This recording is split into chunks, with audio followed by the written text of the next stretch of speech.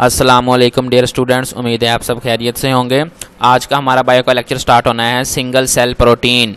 Single cell protein क्या है? अब देखें, नाम से ही जैसे ज़ाहिर है सिंगल सेल, तो मोस्टली इनमें वो ऑर्गेनिजम्स इस्तेमाल होंगे जो सिंगल सेल होंगे, ठीक होगा, यूनिसेलुलर ऑर्गेनिजम्स होंगे।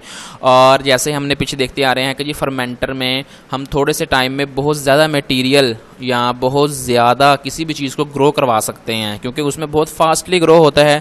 तो इसी तरह से ही अब यानी कि आने वाले वक्त में जैसे कि अब एग्रीकल्चरल नीड्स हैं, मेडिसिन्स की ज़रूरत हैं, तो जैसे जैसे पॉपुलेशन बढ़ती जा रही है वैसे वैसे यानी कि अब इन चीज़ों की ज़रूरत भी ज़्यादा है। तो साइंटिस्ट का ये मानना है कि यानी कि जो ये आने वाले वक्तों में इन चीज़ों की जो ज़रूरियात पूरी करनी है, वो जो हमारे एग्रीकल्चरल है प्रोसेस, वो उस यानी कि डिमांड को पूरा नहीं कर पाएगा। इसलिए सिंगल सेल जो प्रोटीन है ये लाजमी हो जाएगा। इसकी मदद से खुराक बनाना और मेडिसिन बनाना जो है वो बहुत ही इंतहाई आसान है और बहुत कम वक्त में बड़ी ज़्यादा अमाउंट में हमें यील्ड हासिल हो सकती है। In genetic engineering, we have studied about the transformations of microorganisms by the introductions of genes of beneficial proteins, example insulin. यानी कि जेनेटिक इंजीनियरिंग में हम ये पहले पढ़ चुके हैं कि माइक्रो ऑर्गेनिजम्स के अंदर जो बेनिफिकल फ़ायदेमंद जीन्स हैं उनको हम इंटर करके प्रोडक्ट्स बना लेते हैं, जैसे कि एग्जांपल इंसुलिन है। Single cell protein refers to the protein content extract from pure और mixed cultures of algae, yeast, fungi और बैक्टीरिया। सिंगल सेल प्रोटीन की यहाँ से डेफिनेशन हो जाएगी कि ऐसा प्रोसेस जिसमें हम यानी कि कंटेंट एक्सट्रैक्टेड कर देते हैं, निकाल लेते हैं, एल्गी हो गया, यीस्ट हो गया, फंजाई हो गया, बैक्टीरिया हो गया, इनको इस्तेमाल करते हुए हम जो प्रोडक्ट्स हैं उनको बढ़ा लेते हैं। For the productions of single cell protein, the microorganisms are grown in fermenter.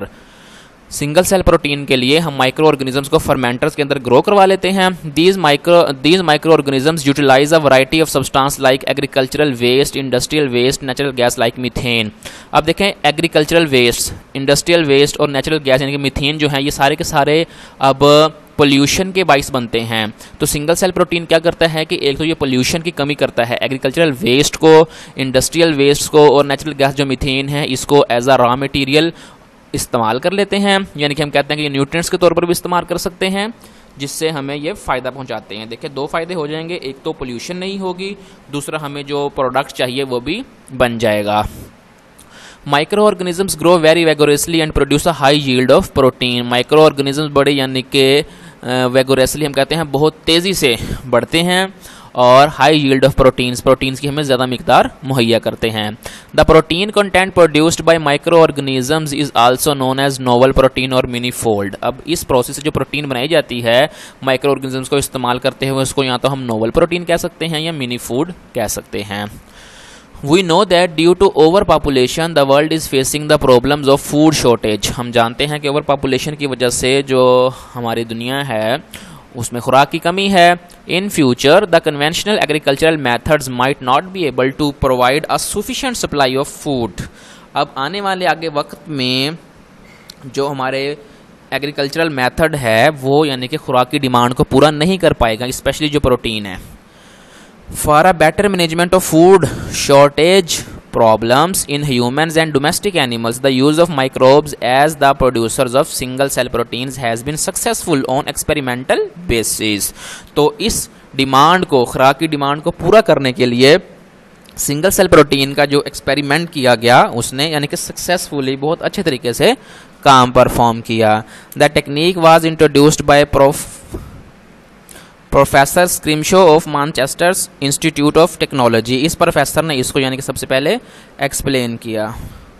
Scientist and food technologist believe that single cell protein will substitute the other protein rich food in human and animal feeds. Scientist इस चीज़ पे believe करते हैं कि जो single cell protein के ज़रिए यानी कि जो सब्सटेंस बनाए जाएंगे वो फूड के और एनिमल्स की और जो ह्यूमंस की फूड हैं उनकी जो रिक्वायरमेंट्स हैं उनको अच्छे तरीके से पूरा कर सकेंगे। All scientists recognize the significance of the production of single cell protein. तमाम साइंटिस्ट यानी कि हैं वो इस बात की जो इनकी इस सिंगल सेल प्रोटीन की इम्पोर्टेंस है उससे वाकिफ़ हो चुके हैं। The micro organisms grow very vigorously and produce a high yield. Micro organisms बड़ी तेज़ी से बढ़ते हैं और ज़्यादा अमाउंट में यील्ड यानी कि जो चीज़ हम ग्रो करवा रहे हैं उसकी अमाउंट हमें ज़्यादा मिल जाती है। It has been calculated that 50 kilogram of yeast produce about 250 tons of protein within 24 hours.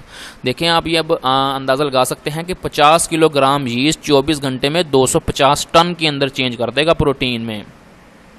LG grow in ponds produce 20 tons dry weight of protein per acre year. ये इसकी यानी कि उन्होंने कुछ एग्जांपल्स दी गई हैं कि इतनी इतनी अमाउंट में सिंगल सेल प्रोटीन के अंदर जो प्रोडक्ट्स हैं वो बन सकते हैं। This yields of protein is 10 to 15 times higher than soybean and 20 to 50 times higher than corn. यानी कि ये यील्ड अगर हम सोयाबीन और कॉर्न की करें तो इतने % ये बढ़ भी सकती है। When single cell proteins are produced by using yeast. Single cell protein जब हम बनाते हैं यीस्ट को इस्तेमाल करते हुए, the products also contain high vitamin contents. तो जो प्रोडक्ट्स बनता है उसके अंदर वाइटामिन काफ़ी ज़्यादा होते हैं। In the production of single cell protein industrial waste are used as raw material for micro organisms. तो इसके अंदर जो इंडस्ट्रियल वेस्ट हैं वो एज आ रॉ मटेरियल हो जाते हैं, इस्तेमाल हो जाते हैं। It helps in controlling pollution. तो ये पोल्यूशन को भी कंट्रोल कर देता है।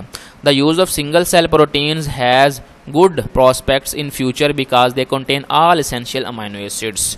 सिंगल सेल प्रोटीन का यानी कि जो यूज़ है इस मेथड के ज़रिए प्रोडक्ट्स बनाना वो काफ़ी फ़ायदेमंद साबित है, क्योंकि इसमें वो तमाम इसेंशियल ज़रूरी अमाइनो एसिड्स मौजूद हैं जो प्रोटीन के अंदर होते हैं। Moreover the production of single cell protein is independent of seasonal variation. यानी कि ये भी इसमें बंदिश नहीं है कि यानी कि इस सीज़न में ये काम हो सकता है और इस सीज़न में नहीं हो सकता है। ये आप किसी भी टाइम ग्रो करवा सकते हैं। साइड बॉक्स है, it is known as single cell protein because the micro organism used as producers are unicellular और फिलामेंटियस इंडिविजुअल्स। इसको सिंगल सेल प्रोटीन इसलिए कहते हैं क्योंकि इसमें मोस्टली जो माइक्रो ऑर्गेनिज्म इस्तेमाल होते हैं वो सिंगल सेल्स होते हैं, यूनिसेलुलर होते हैं। SCP single cell protein is gaining popularity day by day because it requires limited land area for production. Single cell protein यानी कि डे बाय डे पॉपुलर होती जा रही है, यानी कि ज़्यादा इसकी डिमांड बढ़ती जा रही है क्योंकि इसको प्रोड्यूस करने के लिए थोड़ा सा एरिया चाहिए होता है। ठीक हो गया बेटा, ये हमारा चैप्टर यहीं तक का था, कंप्लीट हो गया है।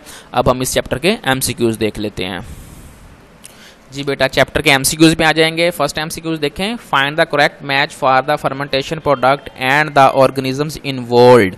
तो ये जो हमने इंडस्ट्रियल यानी कि यूजेस पढ़े थे उसके अंदर ये आ जाएगा। फर्मेंटेशन के जो इंडस्ट्रियल यूजेस हमने पढ़े थे उनके अंदर है, तो इसका बी ऑप्शन आ जाएगा एथेनॉल स्कैरोमाइकस। सेकंड ऑप्शन देखें, which one is not an objective of genetic engineering. इनमें से कौन सा जेनेटिक इंजीनियरिंग का ऑब्जेक्टिव नहीं है, तो हमारे पास इसका ए ऑप्शन आ जाएगा, production of cheese and yogurt by lactic acid bacteria. Third MCQs देखें, which of these is an antiviral protein. इनके अंदर कौन सा एंटीवायरल प्रोटीन है, तो ये हमारे पास डी ऑप्शन आ जाएगा, इंटरफेरॉन। 4 देखें, the first step is genetic engineering is. Genetic engineering के अंदर पहला स्टेप कौन सा है, तो इसका सी ऑप्शन आएगा, isolation of the gene of interest. ठीक है बेटा, ये हमारा चैप्टर पूरा हो गया। आपने MCQs भी अच्छे से याद कर लेने हैं और टॉपिक्स को भी अच्छे से देख लेना है। जो आपको समझ नहीं आई आप मुझसे पूछ सकते हैं। ओके, जज़ाकल्लाह।